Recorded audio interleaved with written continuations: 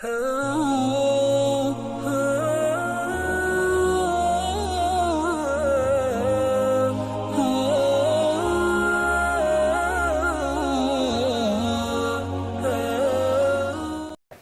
ke Al-Baqarah 43. Wa aqimus shalah, tunaikan salat dengan sempurna.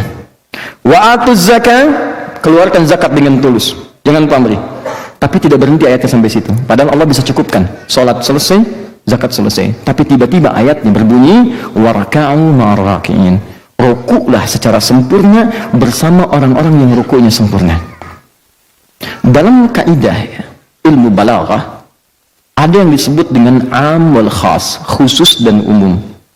Kalau ada sesuatu dari satu pekerjaan kemudian dikhususkan di pekerjaan itu dengan satu pekerjaan yang khusus sifatnya, maka ini menunjukkan ada keistimewaan di dalamnya. Saya tanya begini untuk paling mudah dipahami. Dalam salat ada ruku tidak? Ada berdiri tidak? Sebetulnya kan Allah cukup mengatakan wa aqimus shalah, tunaikan salat dengan sempurna. Bukankah itu mencakup ruku? Mencakup sujud? Ya kan? Semua kan?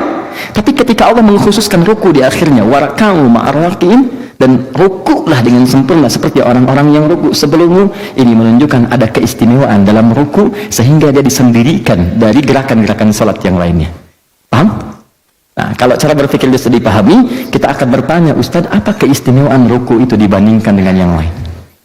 Ya, berdiri ada keistimewaannya, sujud ada keistimewaannya, duduk di antara dua sujud istimewa. Tapi kenapa ruku disendirikan di sini? Apa keistimewaan yang disebutkan dalam Al-Quran? Maka kita turunkan ke ayat selanjutnya. Pertama, ini penegasannya dulu. Quran surah 22 ayat 77. Sini. Ya ayyuhalladzina amanu. Kus. Hai orang-orang yang telah menyatakan beriman kepada Rabbmu, beriman kepada Allah. Perhatikan kalimatnya. Pertama diminta sujud, usjudu. Sujud. Kemudian ruku, warka'u. Kemudian wa'budu rabbakum, sembah Rabbmu. Waf'alul khaira, berbuat baik, la'allakum tuflihun. Perhatikan baik-baik. Di sini Allah menyebutkan keutamaan ruku. Di sini menyandingkan ruku dengan kalimat wa'budu rabbakum, wa'budu. Di sini ada ruku, kemudian ada sujud. Setelah itu wa'budu rabbakum, wa'bud. Agak pelan-pelan saya terangkan supaya mudah dipahami. Wa'budu. Fokus. Ruku, sujud, sembah Rabbmu, u'budu. Nah, kalimat u'budu ini, teman-teman, tidak pernah disebutkan dalam Al-Quran kecuali di antara maknanya bermakna salat. Buka Quran surah ke-20 ayat ke-14.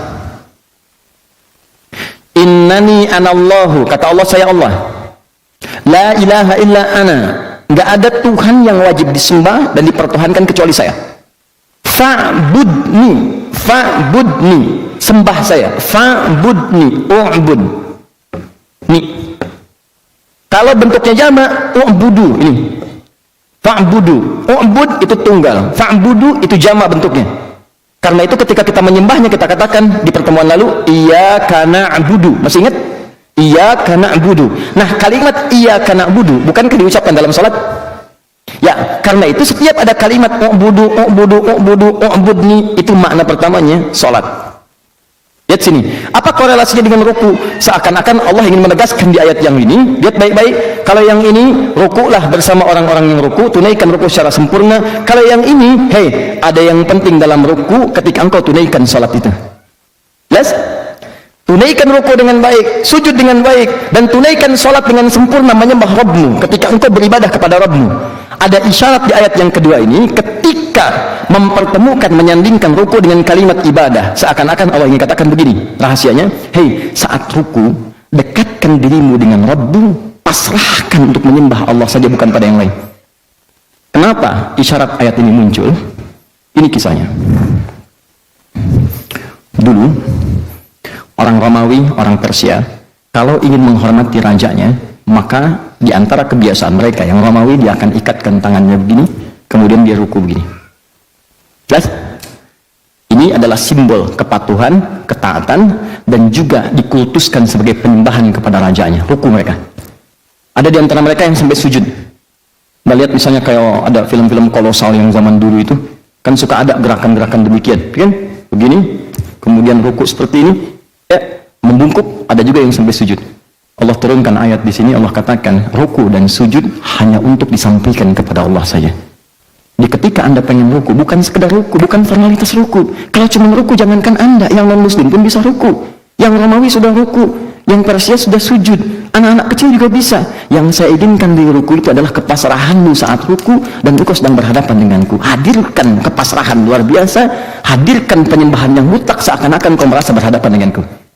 Di rahasia pertama diminta kita ruku, warka'u ma'arakin, Al-Baqarah 43. Rahasia yang kedua, saat kamu ruku, jangan sembarang ruku. Kamu mesti beda dengan yang Romawi, mesti lain dari yang Persia, mesti lain dengan yang anak-anak kecil. Saat ruku itu, hadirkan kepasrahan penyembahan kepada Rabbmu. Karena itu kalimatnya berbunyi, wa'budu rabbakum. Setelah ruku, sujud, wa'budu rabbakum. Itulah diantara perbuatan yang terbaik. Waf'alul khaira la'allakum tuflihun. Kerjakan yang baik, salat yang baik, ruku yang baik, sedekah dan sebagainya. Tapi yang paling mulia ketika engkau bisa ruku dengan hebat dan pasrah kepada Allah. Paham?